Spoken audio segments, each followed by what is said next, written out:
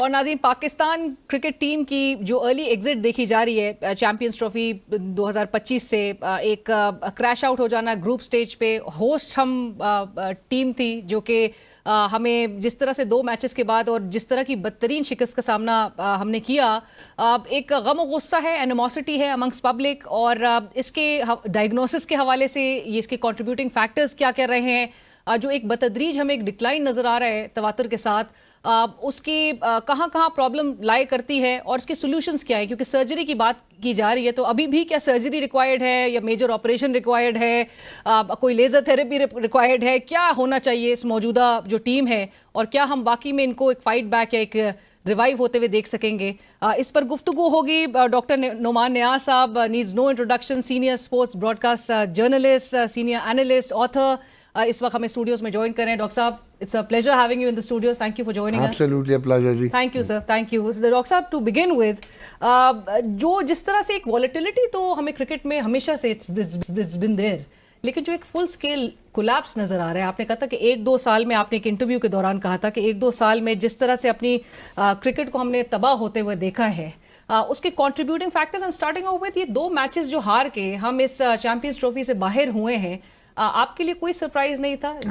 जो माइंडसेट के साथ हम खेल रहे थे, जो एग्जीक्यूशन थी, जो गेम प्लान था, सबको कंसिडर करते हुए दिस वाज एन इनएविटेबल जी, एंड एब्सोल्युटली नो सरप्राइज। सबसे पहले तो एक चीज़ आज हम बिल्कुल क्लियर हो जाएं, let us be very very clear headed, कि एक तो हम इररिलेवेंट हो गए इंटरनेशनल क्रिकेट से। तो अब जो अगर हम ये समझते हैं कि पाकिस्तान टॉप टीम थी, तो टॉप टीम है नहीं, it is bottom of the table team.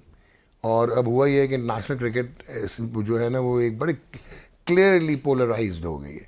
यानी कि India, England, Australia, New Zealand, to some extent South Africa, ये वो टीमें हैं जो कि प्रोग्रेसिव पाथवे के साथ और इन टूल इंटीग्रेशन के साथ और साइंटिफिक तरीके से, और ये टीम्स अब क्रिकेट खेलती हैं। सो ये चलेगी बहुत आगे, और हम रह गए पीछे।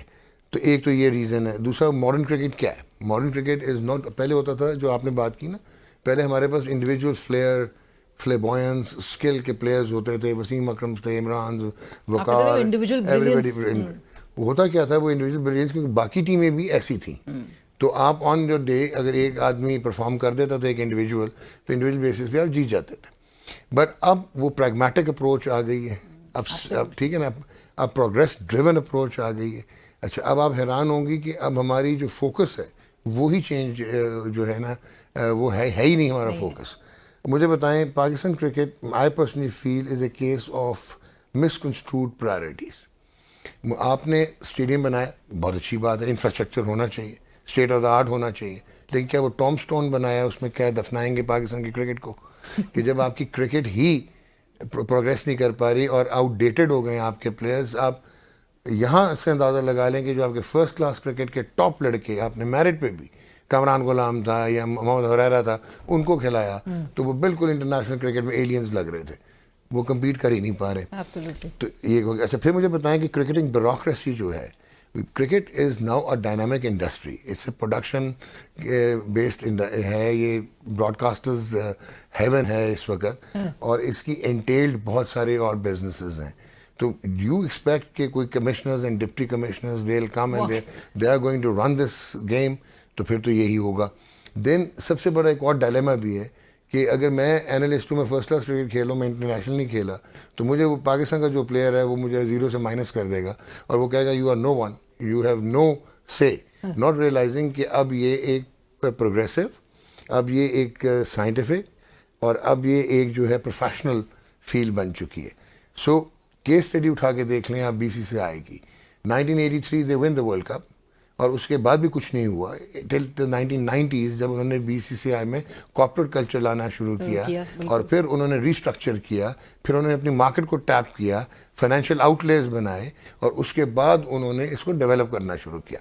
अच्छा, इंडिया को अगर आप देखें, हमसे हमेशा हारते थे, राइट? जब भी हम उनके साथ खेले, हुआ क्या, हम उधर ही रह गए। और उन्होंने क्या किया, व्हाट दे हैव डन, कि उन्होंने इतना स्ट्रक्चर बनाया कि वो पहले बाहर से लेके आए, उन्होंने इम्पोर्ट्स ली, जो कि MRF अकेडमी बनी और इस किस्म की चीज़ें बनी, एंड देन उसके बाद उन्होंने उस पर काम किया कि train the trainer programme, indigenous product produce किया, फोकस उनका क्रिकेट था। फिर इंडियन प्रीमियर लीग जो है वो एक बहुत बड़ा ब्रांड बना. Do you know that it is like you will be shocked to know, it is like a $23 billion brand जो इंडियन प्रीमियर लीग है. तो अब जब इस किस्म के पैसों की बात करते हैं और फोकस करते हैं तो हमारी प्रायोरिटीज़ ही मिसकंस्ट्रूड हैं. आपने ये जो टीम सेलेक्ट की थी इसमें आपने मैं यही डॉक्टर साहब आपसे पूछना चाहिए कि आपके डायग्नोस्टिक्स में और डायग्नोसिस जो है वो उसमें कैप्टनसी का मसला था, सिलेक्शन का मसला था. बाबर आजम जिन्होंने अगेन वन डाउन वो कभी बैटिंग जो है वो करते रहे हैं वनडे में, उनको ओपनर के तौर पे भेज देना, मसला हुआ किधर? Where did we go wrong?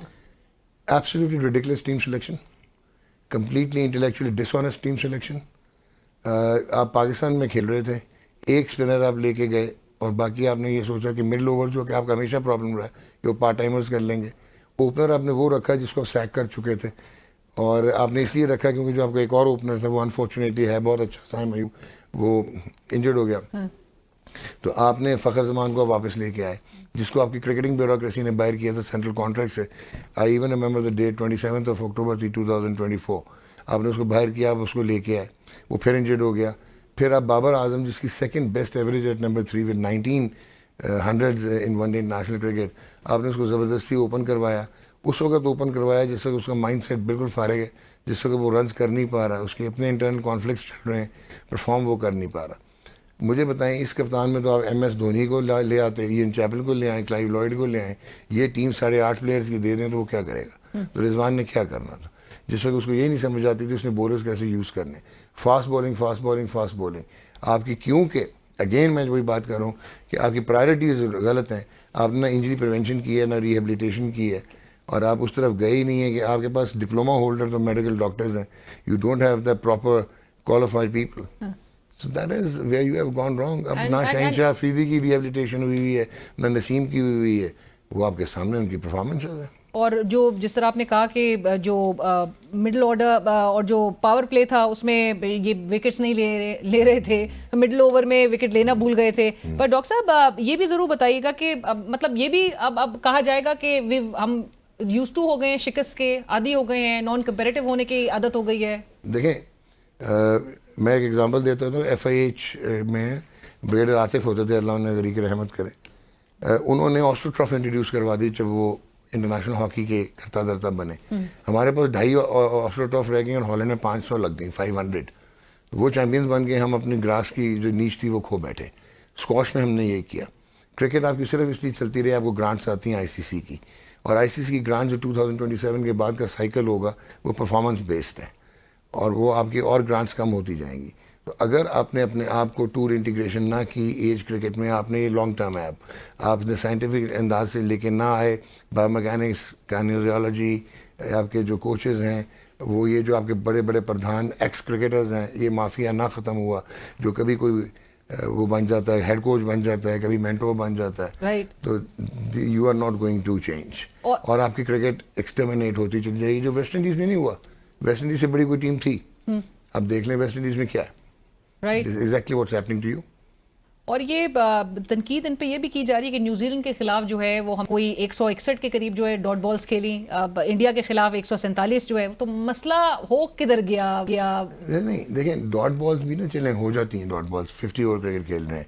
Problem कहाँ आता है कि रोल्स डिफाइंड हैं. अब बहुत बड़ी बड़ी टीमें भी डॉट बॉल्स खेलती हैं, पर उनको एग्जैक्ट पता होता है कि ग्लेन फिलिप्स ने आके किस वक्त कितने रन्स करने हैं, ऑनरे क्लासन ने आके किस वक्त कितना मारना है. मल्टी डिमेंशनल अप्रोच है अब उन लोगों की, ठीक है. उन्होंने मल्टी स्पोर्ट्स इंटीग्रेशन है, जैसे लियाम लिविंगस्टन जो है वो गोल्फर स्विंग के साथ मारता है, ऑनरे क्लासन भी ऐसा ही स्पेशलिस्ट है. तो हमारे पास तो स्पेशलिस्ट भी कोई नहीं है, हमारे पास तो नंबर भी किसी का नहीं था. तो it is not about dot balls, it's about how many boundaries you hit, तो उस पर आप मैचेस जीतते हैं. सो बाउंड्री के हवाले से वो लग रही नहीं है इनसे. मैंने अभी कहा कि स्किल में पीछे रह गए हैं, वो इनोवेशंस हो गई हैं, मॉडर्न टेक्निक. अभी आपने अब आप मुझे बताएं, पावर हिटर का ये कॉन्सेप्ट है पाकिस्तान में, क्योंकि अब्दुल रज़ाक हिटिंग कर लेता था, उसको हमने 50 प्लेयर दे दिए कि वो आएगा और वो पावर हिटर बना देगा. हालांकि पावर हिटिंग एक साइंस है कि उसका मसल कैसे होगा, लीवर कैसे होगा, उसकी कोर कैसे बनेगी, कोर में उसका बैलेंस कैसे आएगा, बायोमैकेनिकली वो कितना स्ट्रांग होगा, वो कौन सी तरफ हिटिंग करेगा, कहाँ कॉर्नर मारेगा, कैसे मारेगा. ये सारी साइंटिफिक तरीके से बच्चे ग्रेजुएट करके ऊपर आएंगे. ये नहीं हो सकता मैं आपको फूक मारूं और और आप जो एकदम से है डेवलप हो ऑन द जाए क्लास स्किल। बन जाए। एब्सोल्युटली। और ये जो मेंटोर्स पे भी तनकीद की जा रही है कि मेंटोर्स तो टीवी शोज कर रहे हैं डॉक्टर साहब। हो सकता खुद ही भेजिए हूँ ताकि हम डिफेंड कर लें। डू यू नो मेंटोर की सैलरी कितनी है? नहीं। $18,000 a month, US dollars. We are talking about so they getting $18,000 dollars each. और For doing what? वो मुझे अभी नहीं पता, वो मैंने अभी ढूंढना है कि काम क्या उनका। सर अलार्मिंग जिस तरह से, और जो तनकीद की जा रही है फिर यानी कि सही तनकीद की जा रही है। जो सिलेक्शन कमेटी में जो लोग हैं, जो सिलेक्टर्स हैं, जो हेड कर रहे हैं पीसीबी को, उनके हवाले से कहा जाता है कि जी उन्होंने कभी भी एक रियल क्रिकेट बॉल से जो है वो कभी खेली नहीं है, कभी क्लब क्रिकेट जो है वो यहाँ नहीं पे ना खेली। मैं थोड़ा सा आई विल डिफर। आप जिस मर्जी को चेयरमैन लगाएं, I have no issues with that. Don't they need to know some little about cricket? ना हो लिटिल जी, आप कॉर्पोरेट वर्ल्ड का कोई तगड़ा बंदा लगा दें, ठीक है। आप मोहसिन नकवी साहब को लगाएं, ग्रेट मैन, लगा दिया वो तो लगे हुए हैं। लग जाए। माय प्रॉब्लम है इसके नीचे जो है hotel management diploma holder international cricket अगर चलाएगा, और अगर एक लॉयर जो है वो आपका चीफ ऑपरेटिंग ऑफिसर होगा, और एक आपका सिविल सर्वेंट जो है डिप्टी कमिश्नर वो आपकी फर्स्ट क्लास क्रिकेट चलाएगा, तो that is where you go wrong. So cricketing bureaucracy has to concede, और आपको कट फॉर रोल प्रोफेशनल लोग आने पड़ेंगे। चेयरमैन जितना मर्जी डायनामिक एडमिनिस्ट्रेटिव हो, दैट मेक्स नो डिफरेंस। हाँ, आपको कॉन्स्टिट्यूशन क्रिकेट का दोबारा बनाना पड़ेगा, चेयरमैन की पावर्स को देखना पड़ेगा और बाकी पावर्स को देखना पड़ेगा। राइट। डॉक्टर साहब ये भी जरूर बताइएगा, क्योंकि अब तो नेचुरली पाकिस्तान का जो सफर है वो तमाम होता है एक बार फिर एक और आईसीसी इवेंट से। अब करना क्या है? वसीम अकरम साहब सजेस्ट कर रहे हैं कि तकरीबन कोई 6 खिलाड़ी को टीम से बाहर करना होगा। What's your number? किसको लेके आएंगे? लड़कों के तो यही हालात हैं, स्किल सेट तो यही है। तो मजीद नहीं लेकर आना चाहिए? नहीं, नए लड़के लाएंगे वो भी यही है। भाई आप स्किल सेट बढ़ाएं ना। अब आप वही मैं जो बात कर रहा हूँ, आपको अब प्रोग्रेसिव आपको अप्रोच बनानी पड़ेगी। एग्जिस्टिंग टीम भी आप समझते हैं कि इंडिया की 3 टीमें हैं इंटरनेशनल जो किसी वक्त भी कहीं पे भी खेल सकती हैं। So that is how you have to build your stock now. और आपको साइंटिफिकली आपको अब रेलेवेंट होना पड़ेगा ना। अब ये तो नहीं हो सकता फिएट रख के और आप कहें मैं फरारी से रेस जीत जाऊंगा। और आपको लगता है कि यही टीम जो है वो फाइट बैक कर सकती है? नो, नहीं। इरेलेवेंट है, बहुत कुछ करना पड़ेगा आपको। नहीं तो फिर ये तो फिर टीम में इसकी कॉम्पोजिशन को चेंज करना पड़ेगा। बेहतर कर सकते हैं, बेहतर सिलेक्शन कर सकते हैं, कुछ बेहतरी हो जाएगी, कुछ मेरिट की बातें हो जाएंगी। लेकिन अगर आप ये समझते हैं कि ये वर्ल्ड लेवल पे compete कर सकते हैं तो अभी नहीं कर सकते। सर तो और मेरिट किस हद तक फॉलो हो रहा है एग्जिस्टिंग टीम में? क्योंकि बड़ी तनकीद की जा रही है। मोहम्मद हफीज साहब भी उनकी कमेंट्स भी नज़र से गुजरे। वो कहते हैं कि जी डील करके लालच के चक्कर में जो है, और यहाँ पे आपके पॉलिटिकल जो इन्फ्लुएंसेस हैं उसके आड़े आके। सुनने में ये आया जी ये सिलेक्टर्स की टीम नहीं थी, ये फिर टीम बनी। मुझे बताएं, आपने एक ओपनर रखा हुआ था, उसका नाम आपने सुना? उस्मान खान। वो कभी वनडे नहीं खेला हुआ, उसको आपने खिलाया भी नहीं, तो उसको आपको रखा क्यों हुआ था? आपने एक स्पिनर नहीं रखा हुआ था, आपने एक रखा, और सुफियान था उसको नहीं रखा, किसी और को भी आप रख लेते। So what did it show? That clearly indicated के सो मेरिट फॉलो नहीं हुआ है। बट डॉक्टर साहब फिर अब जाते जाते सर्जरी का भी आप से ज़रूर पूछेंगे कि अब इनकी अभी भी सर्जरी रिक्वायर्ड है। मोहसिन नकवी साहब ने तो कहा था, आपको याद होगा न्यूयॉर्क में जो हम इंडिया से हारे थे और T20 चैंपियनशिप से बाहर हुए थे, उसके बाद और उस भरपूर नाकामी के बाद अभी भी आपको लगता है कि सर्जरी? अब सर्जरी से बात आगे चलेगी। अब आप डीएनए ट्रांसप्लांट वगैरह देखें। डीएनए ट्रांसप्लांट इस पेशेंट का हल वही है। डीएनए चेंज करना पड़ेगा। डीएनए आप जब तक क्रिकेट का डीएनए चेंज नहीं करेंगे अब, और आप सेल्फ डिनाइल में से नहीं निकलेंगे, और आप अपने हिस्टोरिकल पास्ट में से नहीं निकलेंगे, और ये जो सुपरस्टार्स बन जाते हैं ऑन योर सोशल मीडिया उससे नहीं निकलेंगे, और रियलिटी टच नहीं होगा, you are not going to go anywhere.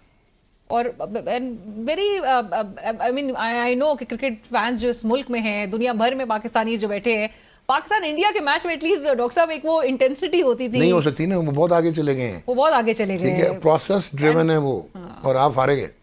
और आप you keep hitting and touching a new low हर इवेंट में। Thank you so much doctor साहब for joining us. It was a pleasure having you. Always a pleasure जी। Okay, program की team Alina Shigri को इजाजत दीजिए। अल्लाह हाफिज।